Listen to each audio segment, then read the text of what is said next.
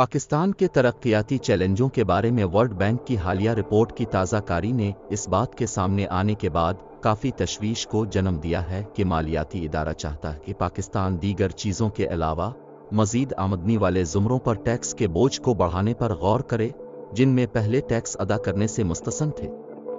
سمجھ بوجھ کے لیے قرض دہندہ نے کہا ہے کہ 50,000 روپے ماہانہ سے کم آمدنی والے لوگوں پر بھی انکم ٹیکس عائد کیا جانا چاہیے، موجودہ چھوٹ کی حد اور 5 لاکھ روپے سے کم آمدنی والے لوگوں پر زیادہ شرحوں پر ٹیکس عائد کیا جانا چاہیے۔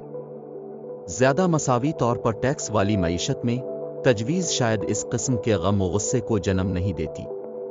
بہرحال معیشت کو جس سنگین مشکلات سے نکالنا ہے تو ہر ایک کو اس میں شامل ہونا پڑے گا۔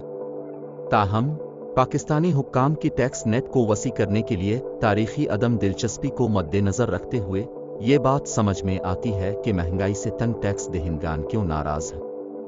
ایک ایسے وقت میں مزید نچوڑنے کا امکان جب ان کے اپنے گھریلو بجٹ کو متوازن کرنا ایک انتہائی دباؤ والا کام بن گیا ہے۔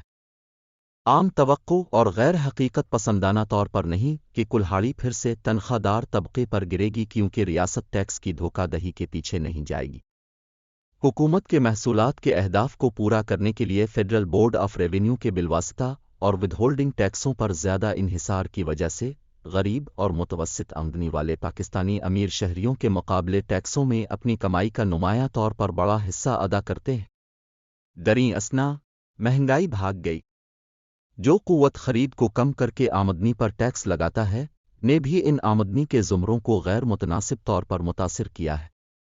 اس طرح کے رجت پسند ٹیکسیشن سسٹم کے رائج ہونے کے ساتھ ٹیکس حکام کے لیے پہلی ترجیح معیشت کے مختلف شعبوں کو دی گئی وسیع تر مراعات، رعایتیں اور چھوٹ کو چھیننا اور اس بات کو یقینی بنانا چاہیے کہ کم ٹیکس والے طبقات پر پہلے منصفانہ ٹیکس لگایا جائے۔